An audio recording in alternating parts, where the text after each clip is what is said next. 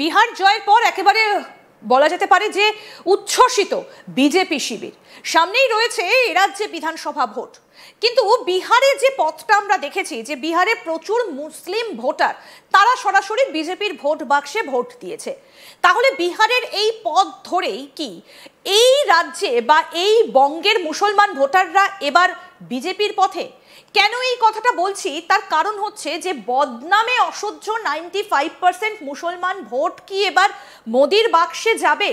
তাহলে মমতা বন্দ্যোপাধ্যায়ের বিরুদ্ধে এই যে অভিযোগটা করা হতো যে বাংলাদেশি ভোটার, মুসলমান ভোটার, এমনকি বাংলাদেশ থেকে এখানে আসা উদ্বাস্তুরা তারা নাকি মমতা বন্দ্যোপাধ্যায়ের ভোটার, তাহলে তারা আর ফিরছে না। এই প্রশ্নগুলো যখন ভীষণভাবে রাজ্য রাজনীতিতে উঠে আসছে তখন চেকপোস্টের সামনে দেখা যাচ্ছে যে প্রচুর মানুষ ভিড় জমিয়ে রয়েছেন যারা বাংলাদেশের দিকে ফিরে যাচ্ছেন। আসল হিসেবটা কি? আমরা এই পুরো বিষয়গুলো নিয়ে আলোচনা করব। আমাদের সঙ্গে এই মুহূর্তে সরাসরি রয়েছেন কর্নেল দীপ্তাংশু চৌধুরী। কর্নেল চৌধুরী, আমরা বিহার ভোটের যেদিন ফলাফল বেরোচ্ছিল আমরা এই বিষয়টা নিয়ে আলোচনা করছিলাম যে বিজেপির দিকে এবার মুসলিম ভোটাররা যাচ্ছে, আস্তে আস্তে ঝুঁকে যাচ্ছে। তার কারণ এসআইআর নাকি বদনাম ঘোচানোর চেষ্টা? সেটা কি এ রাজ্যের ক্ষেত্রেও এবার প্রযোজ্য হতে চলেছে? দু তিনটে কথা।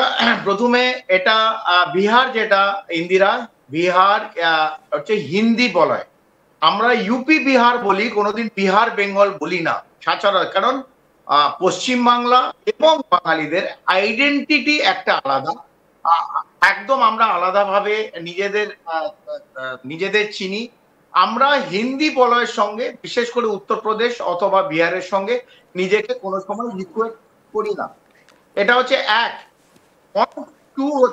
পয়েন্ট টু হচ্ছে যে আমরা যেটা ওভারঅল সিনারিও যেটা দেখেছিলাম, যেটা আপনি সঠিকভাবে বললেন, মাইক্রো ম্যানেজমেন্ট এত ভালো করেছিল বিহারে ভারতীয় জনতা পার্টি, সেখানে বিভিন্ন জায়গায় কিন্তু সংখ্যালঘুরা জায়গায় কিন্তু বিজেপি অথবা বিজেপির যারা সহায়ক পার্টি, যারা পার্ট অফ এনডিএ ছিল, তাদের ভোট দিয়েছে, অথবা এআইএমএম যেটা ওএসসি পার্টি, তারা কিন্তু অনেকটা জায়গায় ভোট খারাপ করে দিয়েছে। সেই জায়গায় দেখতে গেলে আমি যখন পশ্চিমবাংলার দিকে আমি নজর ঘোরাচ্ছি, যেটা আমাদের আজকে মুখ্য, যেটা আমাদের ডিসকাশন, যেটা অবজেক্টিভ, পশ্চিমবাংলা কি বিহারের যে ভোট টেমপ্লেট সেটা কি একইভাবে আমরা দেখতে পাবো? প্রশ্নচিহ্ন রইল, কারণ পশ্চিমবাংলায় ইতিমধ্যে এসআইআর শুরু হয়ে গেছে। এসআইআর যখন শুরু হয়ে গেছে তখন আমাদের যে টোটাল নাম্বার অফ ভোট, সেই ভোট 7,63,00,000 ভোটের মধ্যে সেই ভোটটা কত ভোট থাকবে, কত ভোট কাটবে, মানে কত ইলেকট্রাল রোলে মানুষ থাকবে, এই 7,63,00,000-এ কত কাটবে, এটা সময়ের অপেক্ষা। এটা আমরা এখন বলতে পারবো না, এটা ইসিআই বলবে।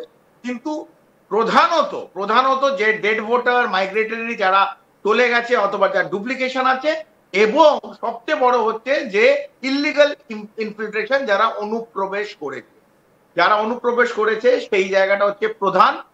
আপনারা যে স্ক্রিনে ছবি দেখাচ্ছেন, বিভিন্ন গণমাধ্যমে ছবি উঠে এসছে যে পশ্চিম বাংলার থেকে এই ঘটি বাটি এবং ব্যাগ নিয়ে যে বাংলাদেশিরা অনুপ্রবেশ করেছিল, তারা ইতিমধ্যে তারা এই 0 পয়েন্ট অথবা যে বর্ডার, ইন্টারন্যাশনাল বর্ডার, বিভিন্ন জায়গায় ক্রস করে আবার বাংলাদেশে পালিয়ে যাচ্ছে ভয়।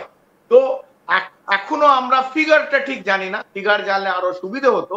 কিন্তু আবার আমি বলছি যে বিহার বিজেপি উচ্ছ্বসিত হয়েছে, যেটা আপনি বললেন, জিতেছে।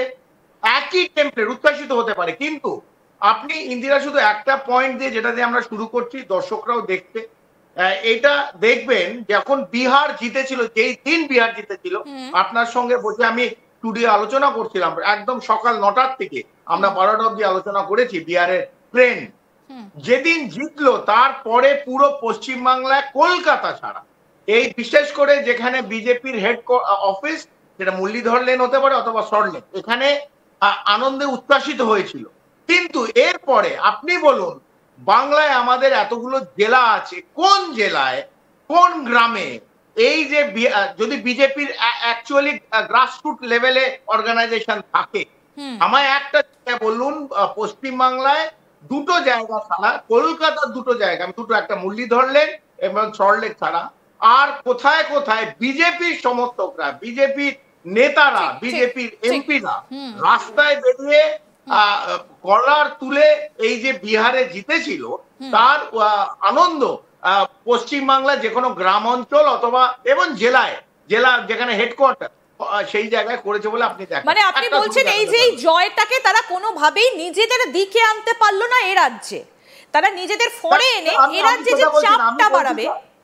হ্যাঁ, আমি ইন্দিরা বলছি এত অর্গানাইজেশনাল উইক, এত সংগঠন ভাবে এত দুর্বল পশ্চিম বাংলায়, শুধু কলকাতা ছাড়া যেখানে ওদের ভয় ডর একটু কম, বিভিন্ন এলাকার তৃণমূলের দপদপানি এত, তৃণমূলের স্ট্রেংথ এত, তৃণমূল যে কে আছে যেখানে সেখানে কিন্তু গ্রামগঞ্জে বিজেপি এই বিহারে যে উচ্ছ্বাসিত হয়ে যে মাঠে নামবে এরপর পশ্চিম বাংলা, এটা কিন্তু মানুষ মানে ইস্যুটাকে ততটা কাজে লাগাতে পারছে না বিজেপির, সেই সংগঠনের একটা অভাবের প্রয়োজনীয়তার কথা আপনি বারবার করে সেটাই বলছেন। এমনকি আমরা এটা গত লোকসভার সময় থেকে দেখেছি। একটা হিসেব একটু আমি বলবো স্যার, আপনাকেও বলবো এবং দর্শকদেরও বলবো যে এই মুহূর্তে দাঁড়িয়ে রাজ্যে যে এসআইআর চলছে সেই এসআইআরে 32টা বিধানসভা কেন্দ্রের হিসেব মেলাতে গিয়ে দেখা গেল যে সেখানে 30 থেকে 32% সেখানে মৃত ভোটার, এপিক কার্ড নিয়ে যখন মেলাতে যাওয়া হয়েছে। অথচ গত যে ভোটগুলো 24, 21, 19 তারা কিন্তু ভোট দিয়েছে। তাহলে এবার যদি এসআইআর এর মাধ্যমে তাদেরকে বাদ দিয়ে দেওয়া হয় তাহলে তো হিসেবটা এখানেই বদলে যাচ্ছে। যদি আমরা হিসেবে আসি, অঙ্কের হিসেবে, সেটা প্রায় প্রচুর, সংখ্যাটা প্রচুর দাঁড়াচ্ছে রাজ্যের লোক সংখ্যার নিরিখে। একদম ইন্দিরা সঠিক। আমরা ইতিমধ্যে এটা আজতাক বাংলার ফিগার না, এটা আমার ফিগার না, এই ফিগারটা ইসিআই। পশ্চিম বাংলায় প্রায় 32টা বিধানসভায় 35% যে বিএলওরা যে ফর্ম নিয়ে গেছে, যে এপিক ফর্ম নিয়ে বাড়ি বাড়ি যাচ্ছে, 35% এই 32টা বিধানসভায় কিন্তু তাদের নামই নেই। মানে তাদের পাওয়া যাচ্ছে না, নাম এটা ভুল, নাম আছে তাদের পাওয়া যাচ্ছে না। তারা কে, তারা কোথা থেকে এসেছিল?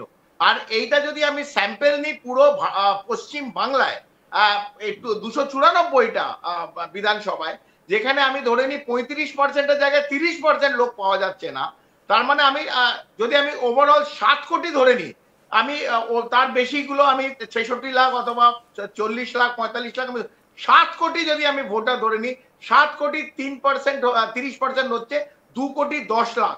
2 কোটি 10 লাখ যদি ভোটারকে পাওয়া না যায় অথবা তাদের নাম কেটে যায়, তাহলে ইন্দিরা আমার মনে হয় তৃণমূলকে সময় এসে গেছে, ভাবনা করতে হবে, ভাবনা চিন্তা করতে হবে। এবং কোন নাম কেউ কাটছে না, সে পাওয়া যাচ্ছে না, সে লোকগুলো কোথায়?